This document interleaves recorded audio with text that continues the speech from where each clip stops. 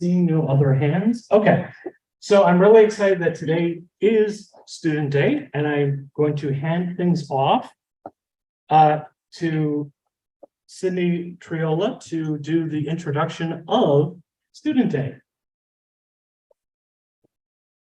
Hey everybody, thank you so much for having me virtually. Welcome to Student Day. This is traditionally a day in which doctoral students have gotten the privilege of taking the leadership of programming. So first I want to quickly thank my fellow members of the Student Day Programming Committee, Itza, Caitlin, Kirsten, and Yao. Also thank you to the AERI Programming Committee for giving us the space to do this. Really quick, because I want to transition to Kirsten and Erika's really great plenary. I'm going to go over the schedule. So we have the plenary from 9 to 10:15. Then from 10:15 to 10:30, we have a break. From 10:30 to 12, we have a choose your own adventure kind of situation in which we have some really great speakers for research session 19 on archival justice, carceral archives in academia. We also have 2 workshops to choose from: designing a storytelling archive and archive space for educators. We have lunch from 12 to 1:30, an optional lunch trip that Ed mentioned. And then from 1 to 3, we have another choose your own adventure situation in which we have some really great research sessions or research talks on colonialism and diaspora. We have another great research session on histories of violence, trauma in the archives, and workshop 6 on archive space for educators. We have an afternoon break at 3:15. And again, another choose your own adventure situation. We have a lot of really good talks from 3:15 to 4:45. So many choices. It's very overwhelming. Archiving as activism, archival futures, healing the past, reparations, and community narratives. And archival, I'm gonna mess this up. Would not be. And then from 5 to 6, we have the poster session and reception, and then 6 is dinner on our own.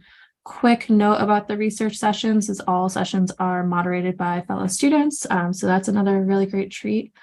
One last thing before we turn it over to our moderator, Michael Desmond. Itza is selling PhD archives mugs, which I hear are super cool. And if you'd like to buy one, you should absolutely talk to her about it. And now I will hand it over to Michael. Thank you.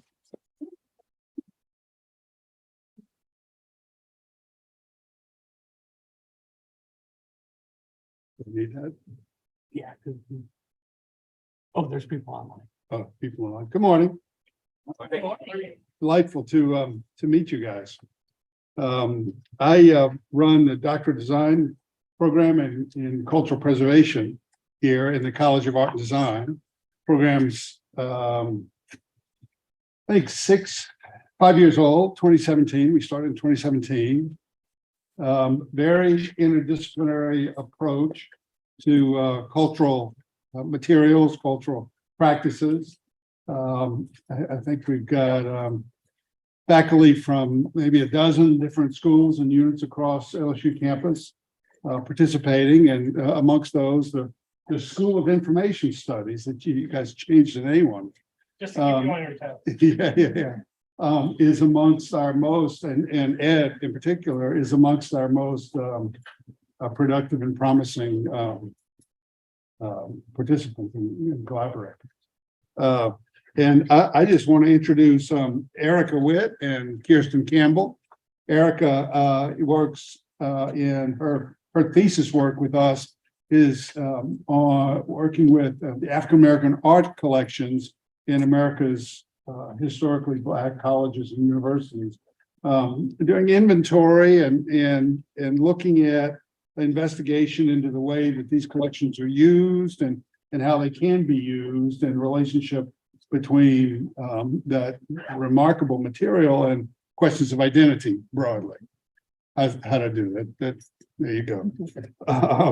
And one of those HCBUs is Southern University of New Orleans, where Erika has just been appointed director of their museum and chief curator. So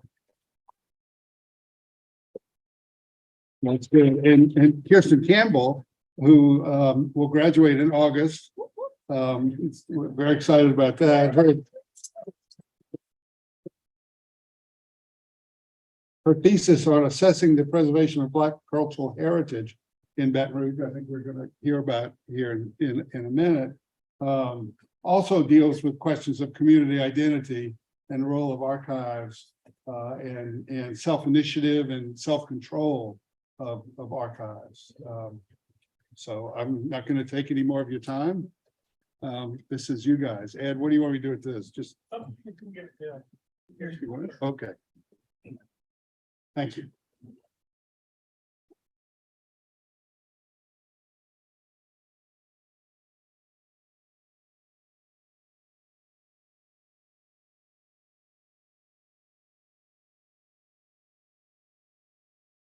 Good morning, everyone. Is it on? Good morning. My name is Kirsten Campbell, as already been stated. I am a graduate of the graduate certificate in archival studies program in the School of Information Studies, and I'm going to be I'm soon graduating from the DDS program. I recently learned that I am the first graduate of the dual program, so. Woo!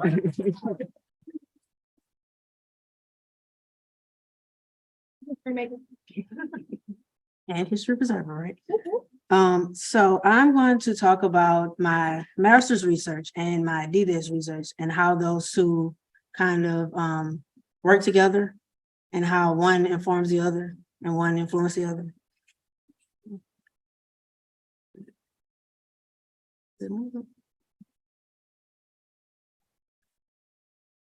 So of course, we were introduced, and then we're going to go to the background, and I'm going to talk about my master's research, which is on Black Mardi Gras parades in Baton Rouge. And then I'm going to talk about my DDS research, which is about preserving Black cultural heritage in Baton Rouge. And then I'm going to talk about a newer project that I'm in the process of developing.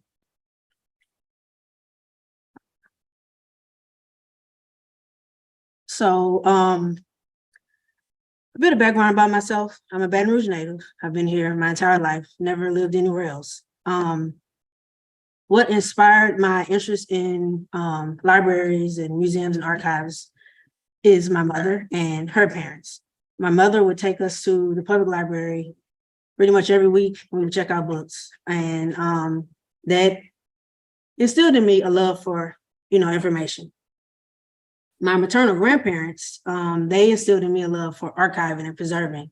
My maternal grandmother, she didn't really have many artifacts from her childhood, so I've never seen a picture of her as a young girl. She didn't have anything to pass down to us other than the memories that she carried with her. In contrast, my maternal grandfather, his family were really into preserving our family's history. So they were into genealogy and documented photography. Also, my grandmother, because of the lack of preservation of her family's history, she was really into us taking photographs and keeping track of things. So those two experiences inspired me to, now be standing before you today. For my master's research, I was in the art history program at LSU, and one of my professors, Dr. Speed, I was enrolled in history photography under him, and he wanted us to write a research paper that was, of course, we had to use archival research, and it had to be focused on photography. I went to Hill Memorial, and I explained to the curator of photography that I wanted to do something that was, of course, original, but I also wanted to do something that was focused on Black history in Baton Rouge or African Americans in Louisiana more broadly. And he started fumbling around his office, and at first I was like, what's going on? And he pulled out a folder and he showed me this. So this is it's a later parade, but this is the most documented Black Mardi Gras parade in Baton Rouge. So when I saw this, I was shocked because, as I said, I'm a native. Traditionally in Baton Rouge, we travel outside of Baton Rouge to celebrate Mardi Gras. So we go to New Orleans, New Roads, surrounding areas. It's not much of a it's not as much of a thing here as it is in other cities. Though we do have some crews that run, but most of them are not African American crews. So that parade that I just showed you was in 1941, which when I originally embarked on this journey, I thought that that would be all I would find, but it's not the case. I traced the history back to about the late 1800s. There were hints at it, but I didn't find articles. They mentioned it here and there, but the earliest parade that I did find documentation of was in 1910, where the king was a famous boxer. His name was Joe Diagre, and he was a very interesting character, probably my favorite character in this whole story. So I said he was a boxer, and he got into a lot of trouble because of that. People would, I think, provoke him on purpose because they knew that he maybe had a temper or something. So there's several articles of him having fights at bars, having fights in areas where fighting in the street were banned. So he would get arrested a lot. And he also would have, I guess you would call them, they weren't professional fights, but he would fight some of his fellow boxers. And he sustained an injury that broke his jaw. And I think he maybe had injury to his ribs. So he was the king prior to this. I don't know how long, but it hints that he was the king more than once before this. So in 1912, another king emerged. He was a Baton Rouge musical legend by the name of Mose Toots Johnson. And I haven't quite figured it out, but he and Joe did not like each other very much. So there was a lot of competition to the point that Toots circulated a petition to get the African-American community in Baton Rouge to say that they didn't want Joe to be king anymore. But the community was split. So that year they had two parades, right? Yeah. So after that, I'm assuming that maybe Joe had got arrested again or something, and he just disappears for a while. So then I couldn't find anything in 1913, but then Toots emerges again, and he is king that year. In 1914, the mayor at the time, Mayor Rouge, he instituted a ban on African-American Mardi Gras parades. Well, he didn't specifically say African-American Mardi Gras parades, but he said that Baton Rouge could do without such a celebration, and that the behaviors of African-Americans at these parades were mob-like. So from 1914 until 1935, there were no Mardi Gras parades held by African-Americans. There were others that were held by traditionally white crews. So in 1935, as I said, Mardi Gras, African-American Mardi Gras parades returned. And in 1936, there was a new king, King Zobo. And what's interesting about these later two parades is that they were imported kings. So these were people that were not traditionally from Baton Rouge. They were from New Orleans, or maybe even one I suspect is from Houston, maybe. So prior to that, the earlier kings were inspired by the Zulu parades in New Orleans, which is the oldest, if I'm not mistaken, African-American crew. So they would fashion themselves after them here and there.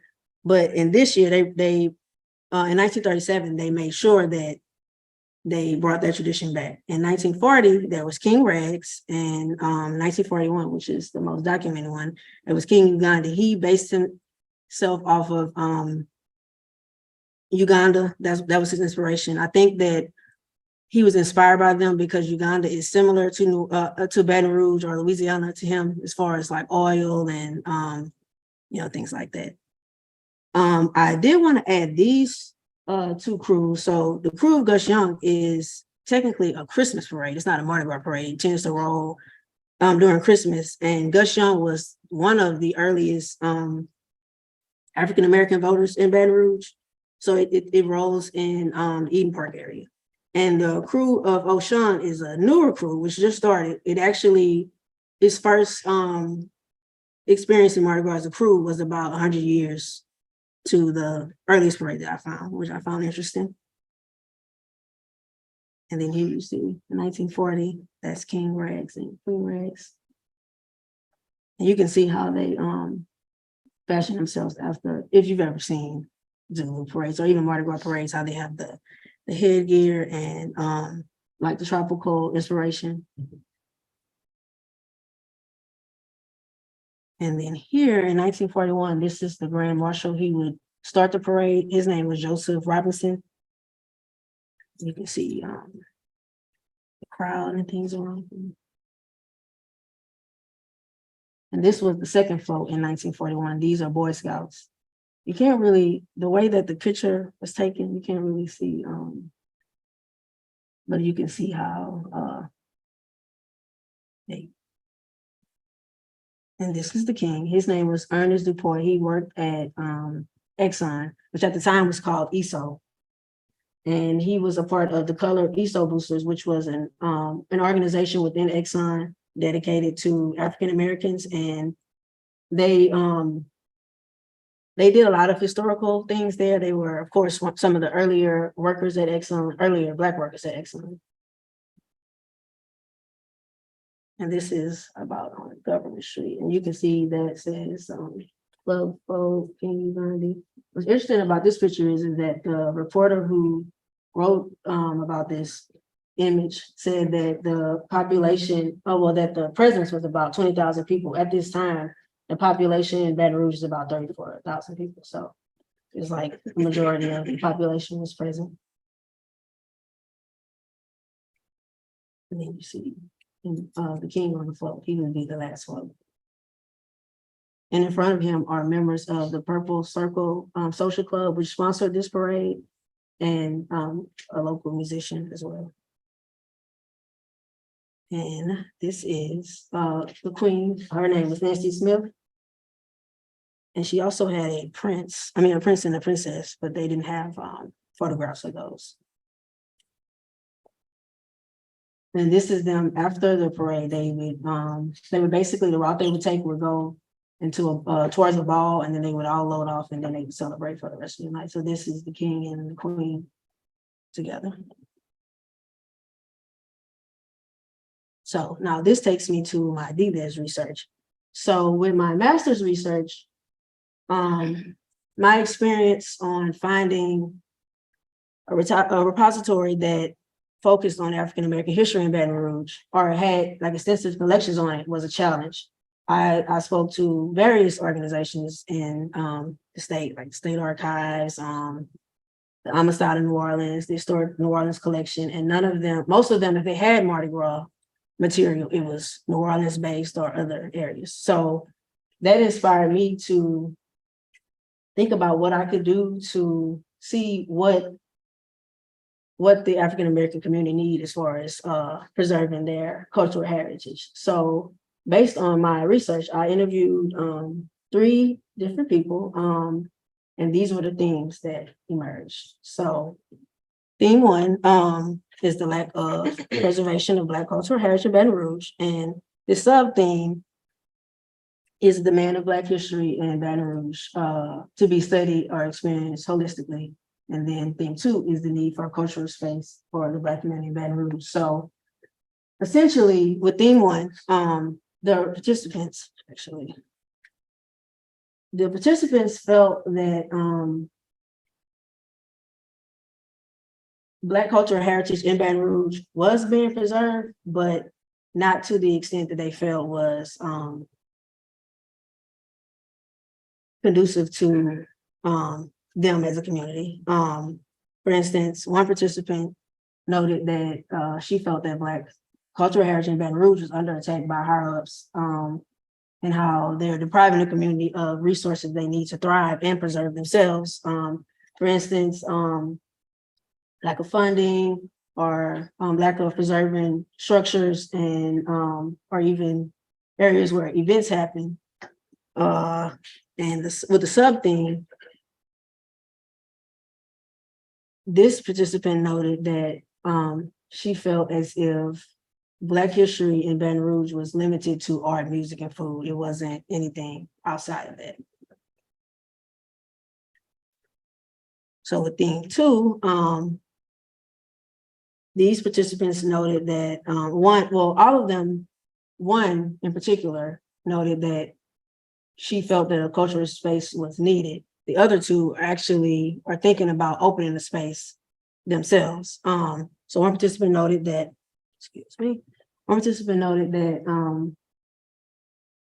she wanted to open a space where the community could be taught about African American art, history, and culture. Another participant noted that the Black community in Baton Rouge often has to resort to spaces that are not for them, or spaces where they feel that they can't actually express themselves. So from those two things, I got the idea of maybe a community archive, or maybe some type of experimental space where it could actually act as an archive, and also act as a communal space where they could come and congregate, and well, not they, we could come and congregate and figure out how to preserve our own history. So these are phases that I developed. So assess is essentially determining what needs to be done. So my research is about half of that. Assemble would be actually getting together things like an advisory board, developing a mission statement, those things. Acquire would be where I'd actually start maybe getting a space or getting a website, actually begin collecting materials. And the last phase would be when I would actually start the archive, whether it's digital or some type of space. And that is it. Thank you again for listening. I also want to thank my master's committee and my DBS committee.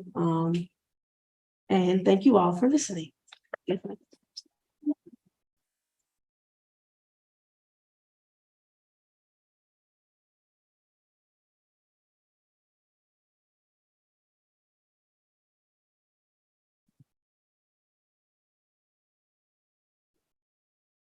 Oh.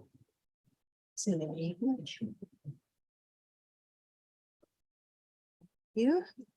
All right, give me one moment as I figure out how he has this set up. Thank you. And Dr. Benoit would have left the room. Maybe you share. Stop sharing. You can. Oh, yeah, a little bit. Thank you.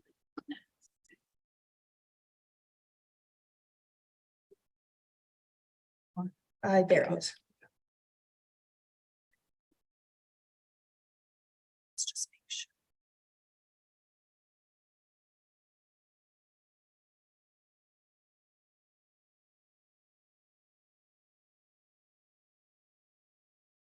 Sorry, which one? You're the best. No. Look at me getting saved on stage, so I won't embarrass myself in front of you all, even though I'm going to do it anyway.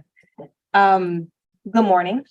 My name is Erika Witt, and it is a pleasure to be here today and to be on a plenary with Kirsten, and to be in front of you today. This is a new experience for me, especially with being among peers who are in archives, though my background intersects more with museums than it does archives. But I will talk about kind of the interrelation between the museum and the archive at Southern University of New Orleans, where I work.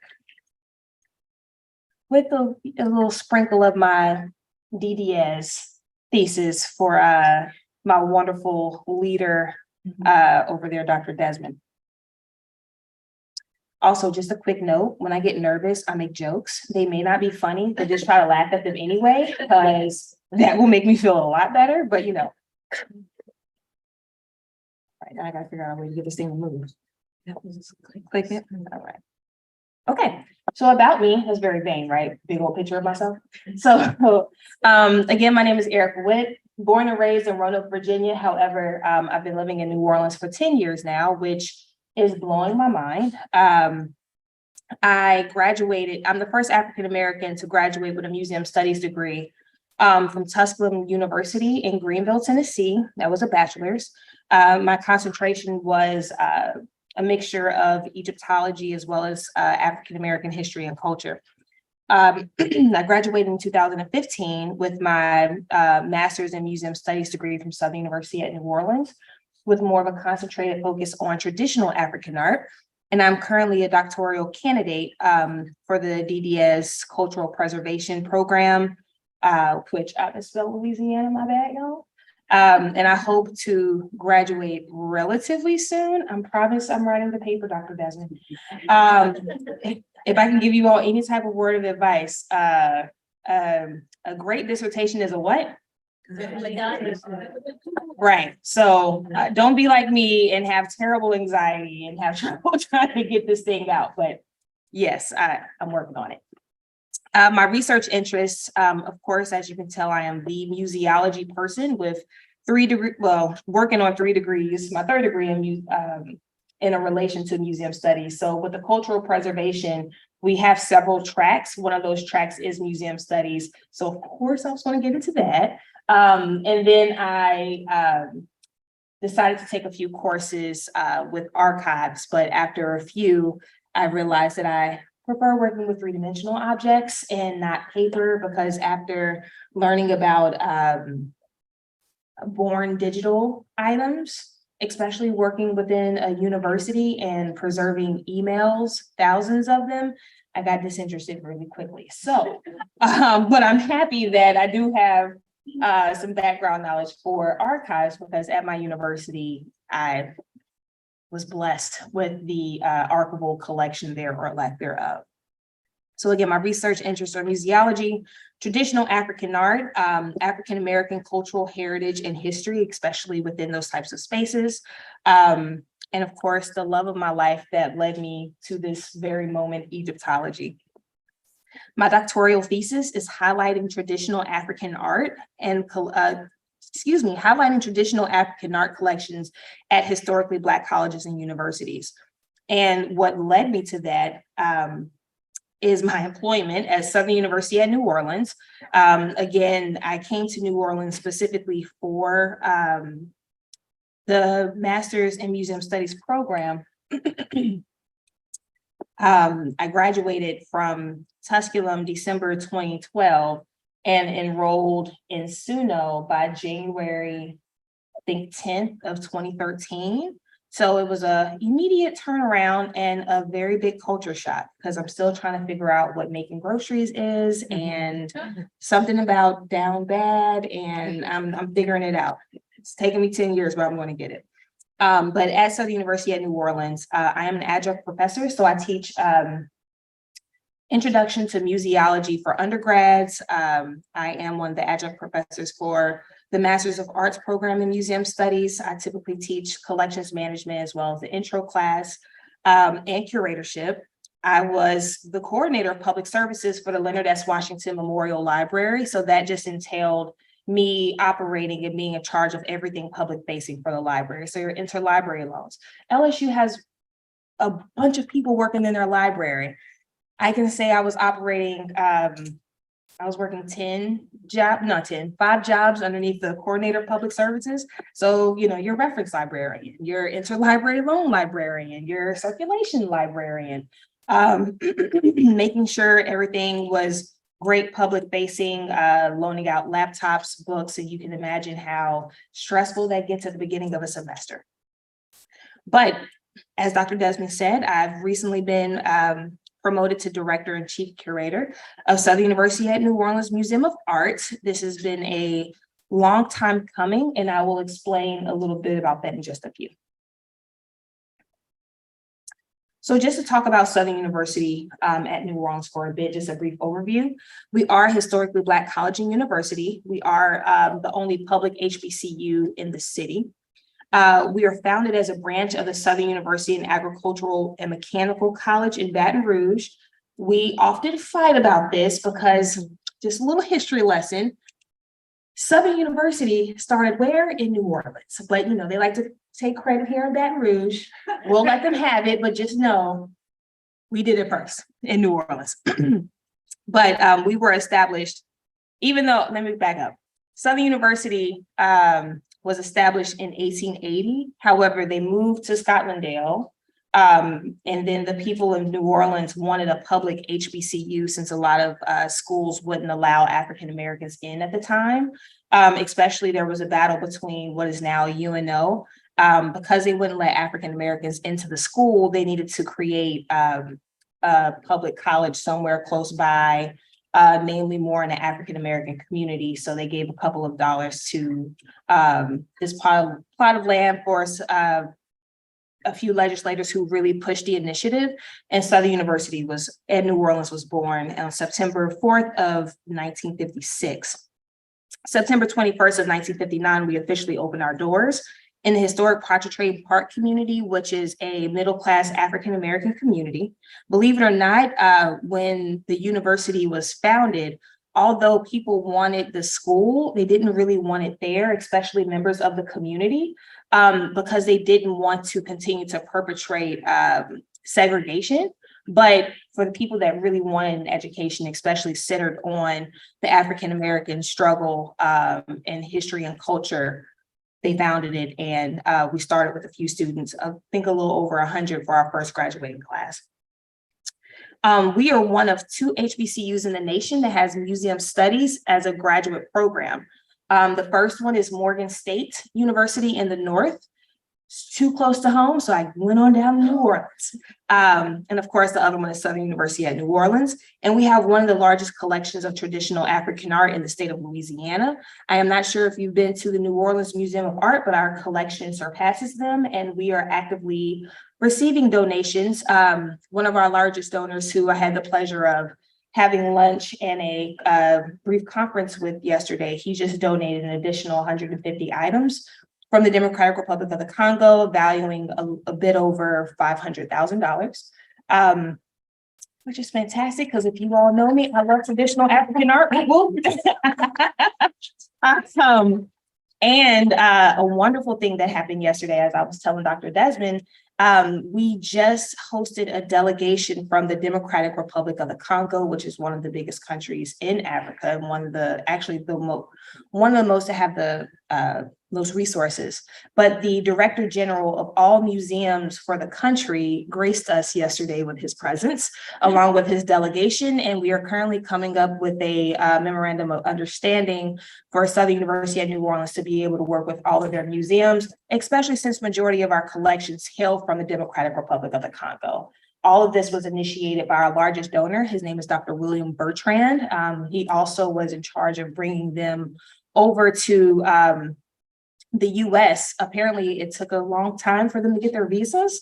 I don't know what he did. I don't know how he finagled it, but he got them here. And I was told Friday of last week they were coming, and had to prepare for their things yesterday. So again, why I'm terribly stressed out and always very nervous, but we are thankful for Dr. Bertrand.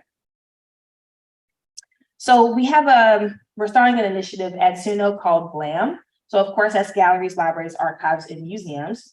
Our slogan is United in History, Art, and Culture. So united, of course, it's not spelled that way. However, our mascot at SUNO is the knight.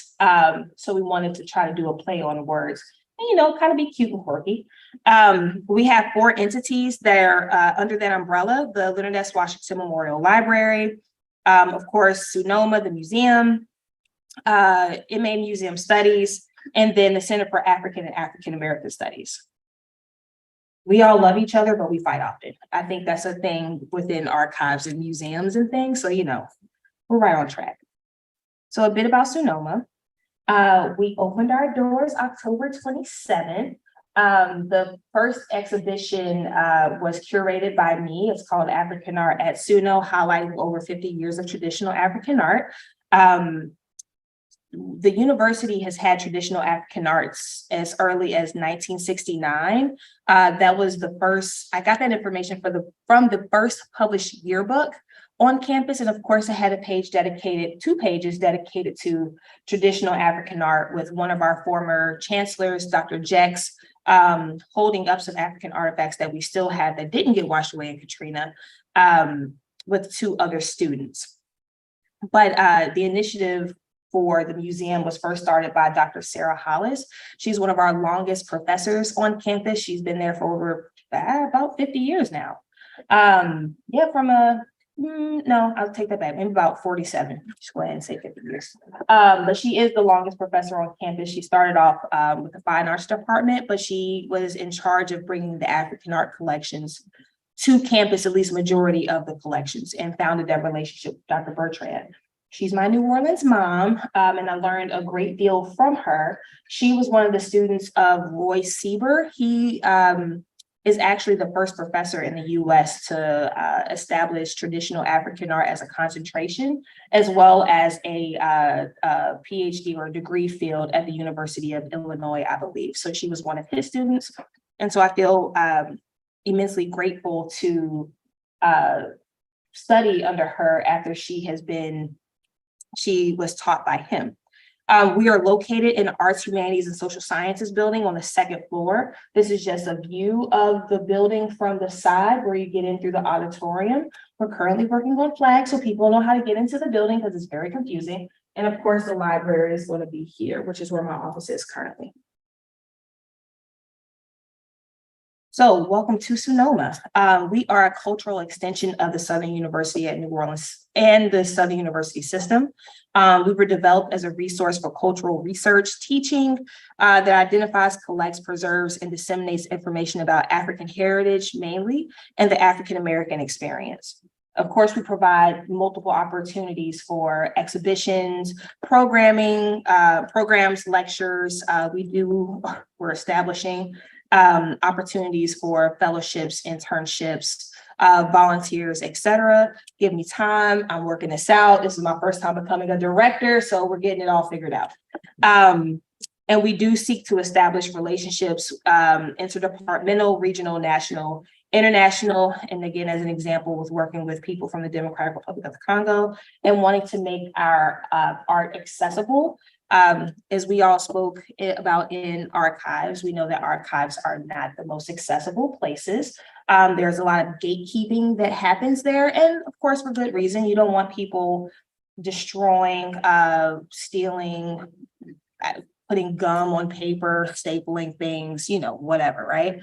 However, and it's the same with museums. Also, those spaces are known to be predominantly white spaces. So other people of color may not feel easy about going into those spaces. So one of the things that SUNO is definitely trying to do, we're trying to make sure that our organization, especially through teaching with the Museum Studies program, that the library, archive, museums are accessible to any and everyone. Unfortunately, that takes a lot of money to do, as you all know, because digitization processes are very hard. Dr. Benoit, I'm pretty sure you can fill me on that, but we are working on it. Our mission is to celebrate the artistic legacy of African and African-American descendant people through collecting, preserving, interpreting their art, culture, and artifacts. And these things align with our university mission, as well as the strategic plan for the university and the Southern University system. Currently, we have 2 exhibits on display. Freedom or Death, the Slave Revolt of 1811. This exhibition, there's 5 more minutes, just so you know. Oh, okay. Sorry, people online, I'm just gonna hit snooze. Give me a moment. We're snoozing here. It's a little slow because I have these nails. All right, here we go. Okay, so Freedom or Death, the Slave Revolt of 1811. If you see the gentleman in the front that's waving the flag, he's one of our recent graduates from the Museum Studies program. At the end of your studies for museum studies, you have to do a thesis project. So that culminates between a catalog as well as an exhibit. He participated in a reenactment of the 1811 slave revolt throughout the Gold Coast of Louisiana. There was an artist, his name is Dred Scott. No, of course not, the historic Dred Scott, but who got the idea to want to do a reenactment because he was inspired by Civil War reenactments and things, but we or African Americans really don't have many reenactments unless you go to a museum like a Living History and you see the Harriet Tubmans and the Martin Luther Kings, but nothing to this extent. So he came to New Orleans weirdly, I was on a bus with him while he was going through a bus tour to look at all of the plantations along River Road and to discover where the enslaved people came from, why they decided to revolt, who they killed, and how they were eventually killed. And then the things that happened after the revolt and the subsequent injuries as well as consequences to all enslaved people during that time. The next, of course, is my exhibit that I curated, African art at Suno, highlighting over 50 years of African art and collecting. And I have at least 250 objects on display, but I'll let you in on a little secret. I am currently trying to turn the campus into a museum. I will effectively have African art in each and every building on campus. And all of that, all of the narratives and interpretation will tie back to the museum. And the anchor is this exhibit. So I hope to be able to host you all soon at Suno so you all can see. Right now, hours are by appointment only because I am only one person and I am the only person that's in the space. I'm willing to give appointments and tours. However, just give me a call first, but we will resume normal working hours during the fall semester. Okay, so how many of you all are archivists, studying to be an archivist? Museum professionals? Preservation professionals? Okay, cool. So this is a warning for all of you, okay?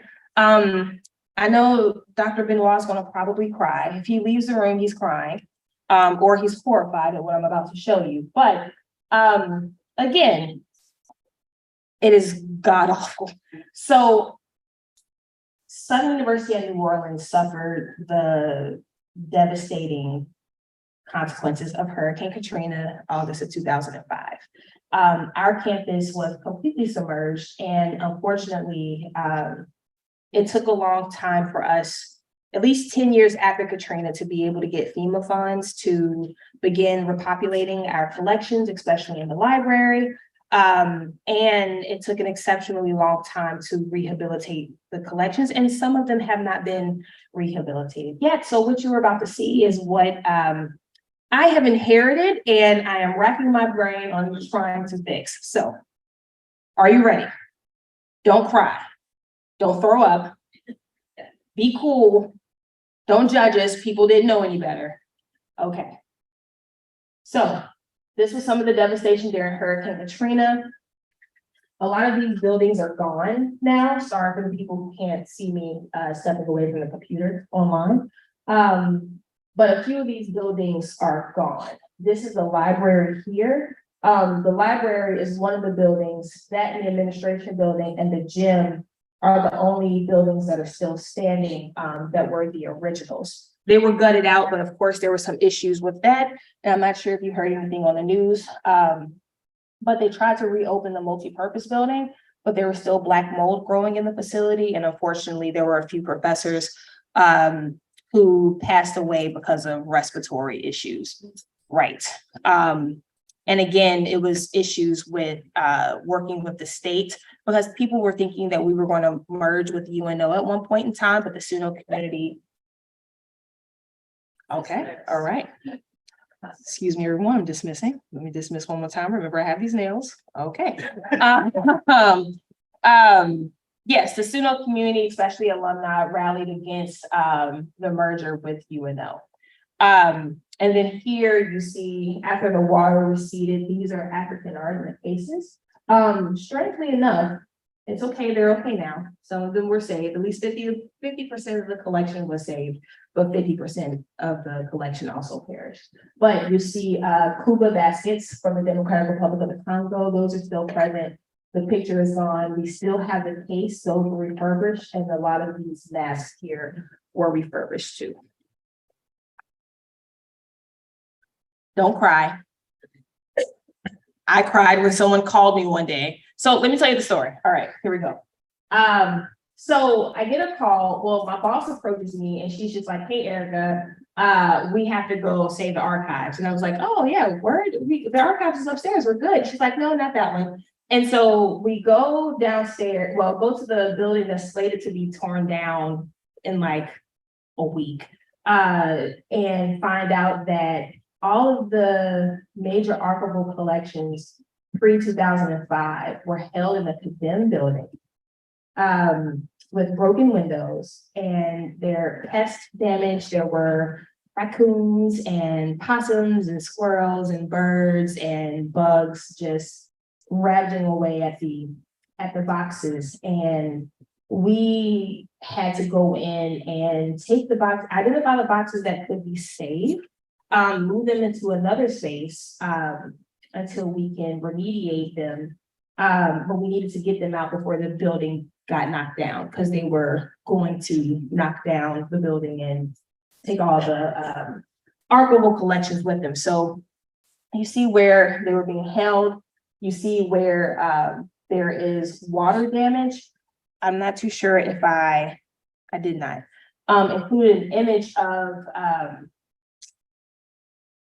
so of course, NOPD didn't realize that there was an archival collection there. So they were doing their trainings, and they were letting off flash bombs. They let off one in this room, and some of the boxes were damaged from fire. They were badly singed. Where the museum and archives merged is this. In some of those boxes, I found traditional African art, which broke my heart, especially this one. This piece right here, also from the Democratic Republic of the Congo, from the Sukuyaka people, was one of our most valuable pieces. We found this in the collection. That over there is a textile from the Democratic Republic of the Congo. They're called prestige panels from the Kuba people. And of course, images of artifacts that that had been taken pictures of prior to Katrina, any kind of information in reference to condition reports, accessioning information, appraisal information were all found there. They were located in the archives. So now, again, I've been tasked with, yeah, Erika, this is your baby now. On top of the traditional African art collections, we're going to leave you alone to fix it because you got all the degrees and stuff. So a word to the wise, if you all are not already working within your individual fields, know that no place is perfect. All archives and all museums have some sort of issue. I had to learn the hard way that not everything that you learn in a book will solve the issues that are in those spaces. It takes a lot of mentoring, professional development, making sure you're going to conferences, something like these, making sure you network with people who also share some of those issues, and they can give you solutions on how to be able to fix them. So that's one of the things that I'm doing currently on top of managing a museum. And other books on traditional African art. This one is actually out of print now, and that one is worth $350. So from what I saw. So again, some of the issues, and this also kind of relates to my studies with looking at traditional African art at HBCUs around the nation. First and foremost, just a little bit of information on that. Sorry, let me start my computer up. There were 107 historically Black colleges and universities established in the United States. As presently, there are only 101 that are accredited and operational. There are 57 HBCUs with museums, galleries, or cultural centers. Again, this is all from my research from surveying each and every of these universities. And of those 57, there are only 24 that house traditional African art collections. 20% of those HBUs, so altogether 20% of HBUs have African art collections. 10 are private, 14 are public. 3 institutions are located in the north, 21 in the south. And the type of repositories that hold them, libraries 2, museums 9, galleries 10, and cultural centers 3. But in my travels as well, in interviews when surveying these institutions, I found some of the same issues. So of course, they are historically underfunded, right? Most archives are historically underfunded, as well as museums. It takes people, geniuses, after I figure out how to write grants, to be able to write grants, get people to buy into the plight and why we should save their collections because they are a part of the American story, correct? Of course, a shortage of qualified professionals. So one of the things that happened at SUNO, we had a curator. She had also the title of archivist. She just didn't have any archival training. So after Katrina, the items that you saw at the bottom of that building, they were before kept in a storage container with no heating or AC units, no control of humidity, et cetera. And so they went from one terrible environment to another terrible environment. And once the situation got too bad, the Office of Title III, which handles grants in that department, they wouldn't give money to help restore them. So that feeds into lack of administrative oversight and buy-in. As cultural professionals, as memory keepers, we are all gatekeepers of our collections or the collections that you are coming to hold. We have to make people care, right? We have to try to find ways to tell people like, hey, it's super important that you know about Black history and archives in Baton Rouge. It's super important that you know about how Southern University at New Orleans was founded, especially since we're fighting with Baton Rouge in terms of origin. We have to make them care.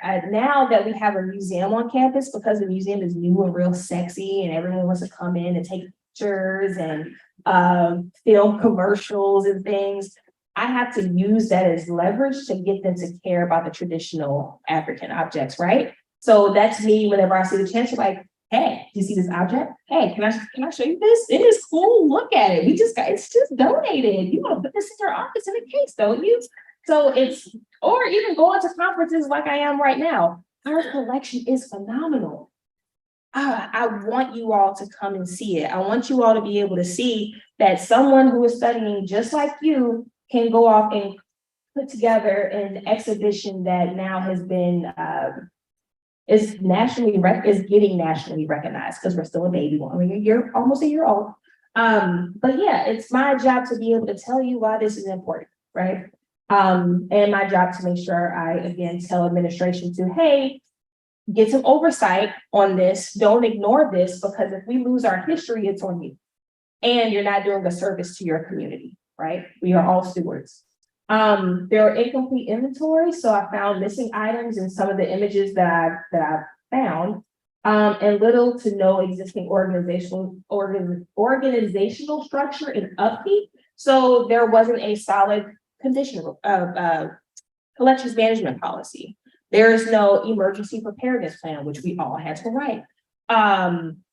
There isn't a museum operational policy, right? All of those things need to be published in your university documentation. If it's not published, say for instance, if I was to leave, the next person wouldn't know where to start. So now I'm tasked with having to write all of it, which isn't a problem because I have experience with writing an emergency preparedness plan, thanks to this program. And thanks to my other museum studies program, I know how to write the other documentation.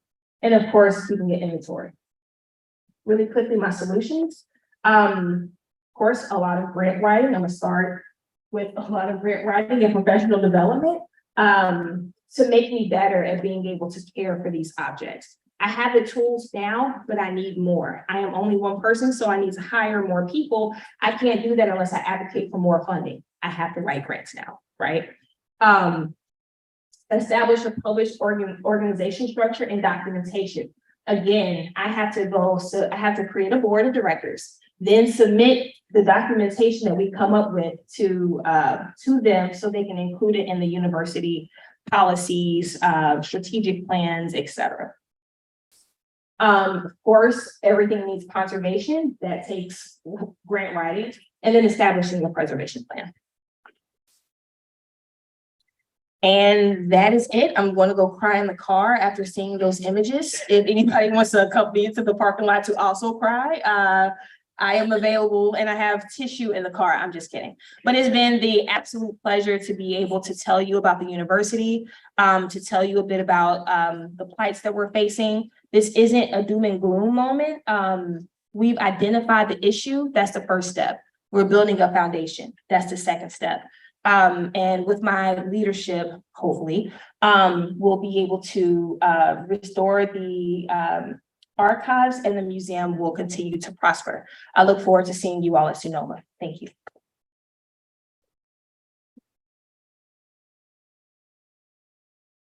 Thank you. Sorry, I thought I was gonna go off. Thank you both very much for your presentations. I think we have time probably for just one question. But would you both be willing to maybe stay after over in the break area, and because I think there might be more. Oh, all the way in the back. I'll play the wandering person again.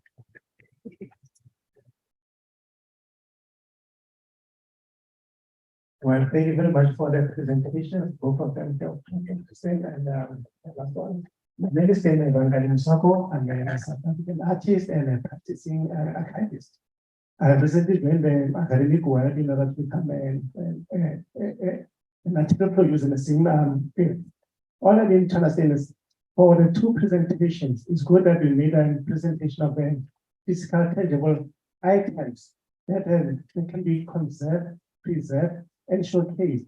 However, how do we collect and preserve and restore and showcase intangible heritage, like how those items were made? That very knowledge, so that when they disappear, you have the knowledge and know how to produce the money.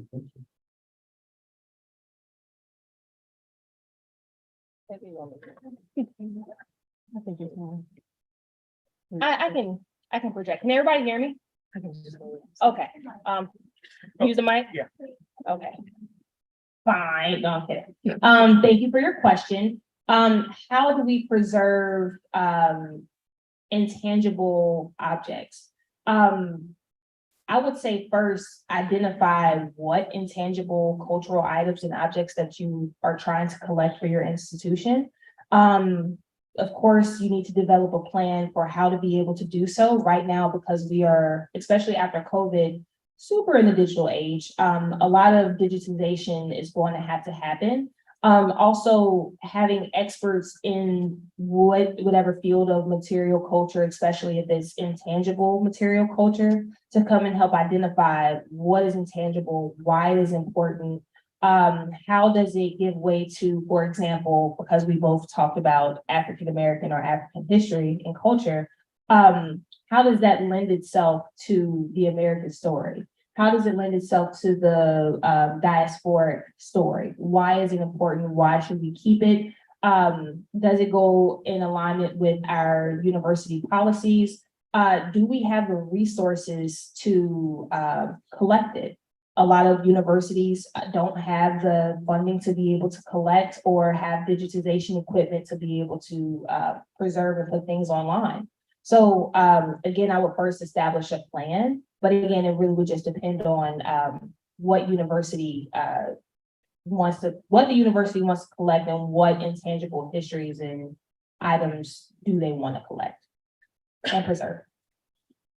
I hope that answers your question. You want? Sorry. No problem. And to add to that, like she mentioned, every space has its own issues or their own goals, their own concerns. I think it just depends on not only the space, but also the objects. And I think, well, since we are in digital age, that poses a different challenge, especially in terms of access. And I think that maybe I lost my train of thought. I'm sorry.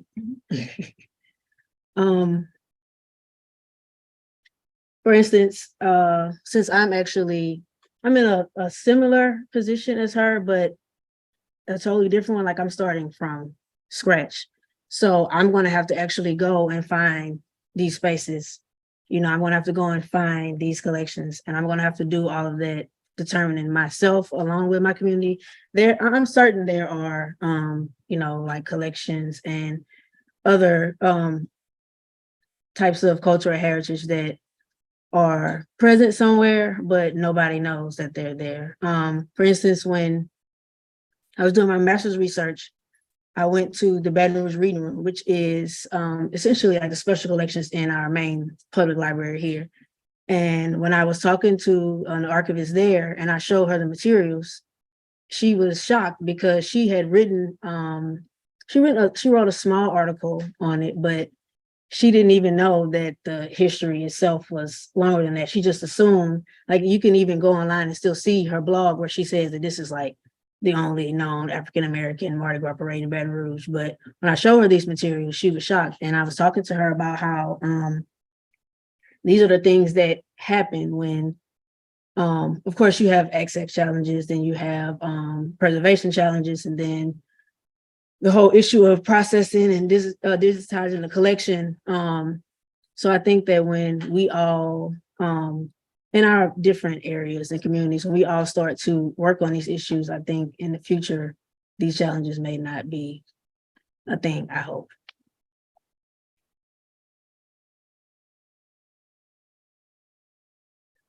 Well, again, thank you both for your wonderful presentations, and if you'd like to engage in more discussion and your questions, should they be, you just have in the ballroom area?